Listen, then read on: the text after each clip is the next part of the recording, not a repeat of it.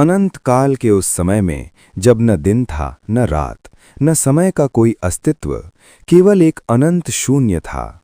उसी शून्य में एक शक्ति थी जो सृजन भी थी और विनाश भी। वही शक्ति थी महादेव। कैलाश पर्वत, जहाँ हर कण में शांति बसती है, जहाँ हवा भी मंत्रों का उच्चारण करती है, वहीं भगवान शिव गहरी समाधि में लीन थे। उनकी जटाओं से बहती गंगा उनकी शांति का प्रतीक थी और उनके गले में लिपटे नाग उस शक्ति के साक्षी थे जो पूरे ब्रह्मांड को नियंत्रित करती है। उनके पास बैठी थीं माता पार्वती, प्रेम और धैर्य की मूर्ति। उनकी आंखों में एक सवाल था। पार्वती ने धीरे से भावुक स्वर में कहा, स्वामी, कब तक आप इस समाधि में लीन रहेंगे?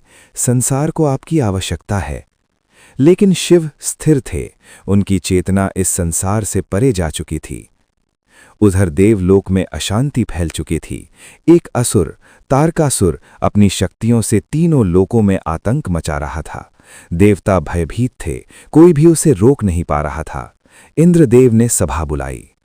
इंद्र ने चिंतित स्वर में कहा, तारकासुर को वरदान मिला है कि उसका अंत केवल शिव के पुत्र के हाथों ही होगा, लेकिन शिव तो समाधि में लीन है। नारद मुनि ने गंभीर स्वर में कहा, जब तक शिव अपनी तपस्या से बाहर नहीं आएंगे, तब तक इस संकट का समाधान असंभव है। इंद्रदेव ने गहरी सांस ली और एक कठिन निर्णय लिया। इंद्र ने कहा, हमें शिव की तपस्या भंग करनी होगी और ये कार्य केवल एक ही कर सकता है, कामदेव।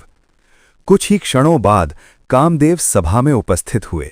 उनके चेहरे पर आत्मविश्वास था, लेकिन आंखों में हल्का भय भी। कामदेव ने कहा, देवराज, आप मुझे उस महाशक्ति के विरुद्ध भेज रहे हैं जिनका क्रोध संपूर्ण सृष्टि को भस्म कर सकता है। इंद्र ने कहा, यह कार्य धर्म के लिए है, ब्रह्मांड की रक्षा के लिए। कामदेव कुछ पल चुप रहे, फिर धीरे से बोले, यदि ये धर्म के लिए है तो मैं ये जोखिम उठाऊंगा। उनकी पत्नी रति ये सब सुनकर व्याकुल हो उठी। रति की आंखों में आंसू थे। उसने कहा, स्वामी, ये मार्ग विनाश की ओर ले जाएगा, कृपया मत जाइए। कामदेव मुस्कुराते हुए लेकिन गंभीर स्वर में बोले, यदि मेरा अंत भी हो जाए लेकिन संसार बच जाए तो ये बलिदान व्यर्थ नहीं होगा। और फिर कामदेव कैलाश की ओर चल पड़े। कैलाश पर अचानक परिवर्तन होने लगा। जहां केवल बर्फ थी, वहां अब फूल खिलने लगे। जहां शांति थी, वहां अब मधुर संगीत गूंजने लगा। हवा में प्रेम और आकर्षण की सुगंध फैल गई। ये सब कामदेव की शक्ति थी। वे धीरे धीरे शिव के पास पहुंचे, जो अब भी समाधि में लीन थे। कामदेव ने अपनी आंखें बंद कीं और मन ही मन कहा, हे महादेव, मुझे क्षमा करें। उन्होंने अपना पुष्प बाण उठाया और शिव की ओर लक्ष्य किया। जैसे ही बाण छोड़ा गया, वो सीधे शिव के हृदय को स्पर्श कर गया और तभी कुछ ऐसा हुआ जिसने पूरे ब्रह्मांड को हिला दिया। शिव की आंखें धीरे धीरे खुली। उनके चेहरे पर गहरा क्रोध था। उनकी भौहों के बीच एक तीव्र ऊर्जा इकट्ठा होने लगी। आकाश में बिजली चमकने लगी, धरती कांपने लगी।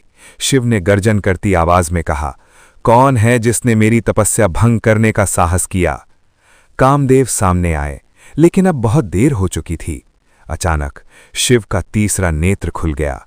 उस नेत्र से निकली अग्नि साधारण नहीं थी, वह सत्य की अग्नि थी, ज्ञान की अग्नि, विनाश की अग्नि।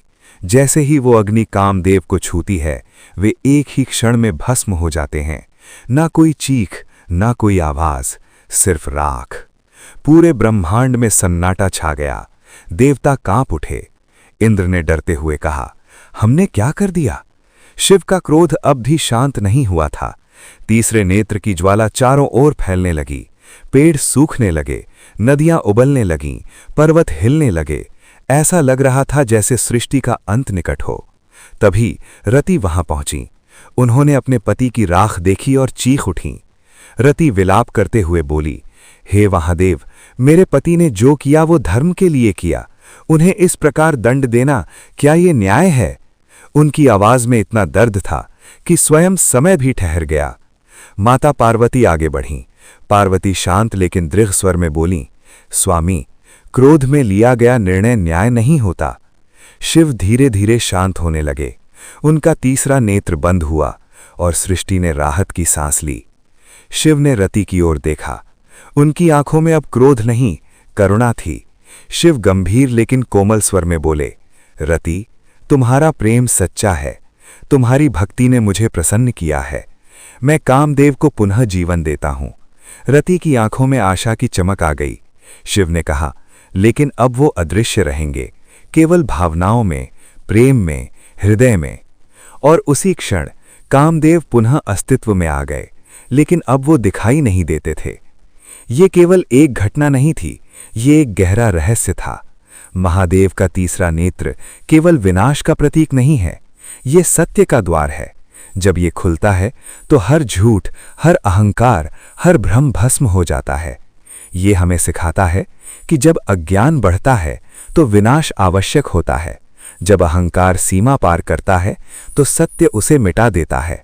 और शायद यही कारण है कि आज भी कहा जाता है, अगर कोई व्यक्ति अपने अहंकार में अंधा हो जाए, अगर वो सत्य से दूर हो जाए, तो शिव का तीसरा नेत्र उसके भीतर ही खुल सकता है और फिर वो अपने ही भ्रमों में जल जाता है। महादेव हमें डराने नहीं, जगाने आते हैं, क्योंकि विनाश अंत नहीं होता, वो एक नई शुरुआत होती है।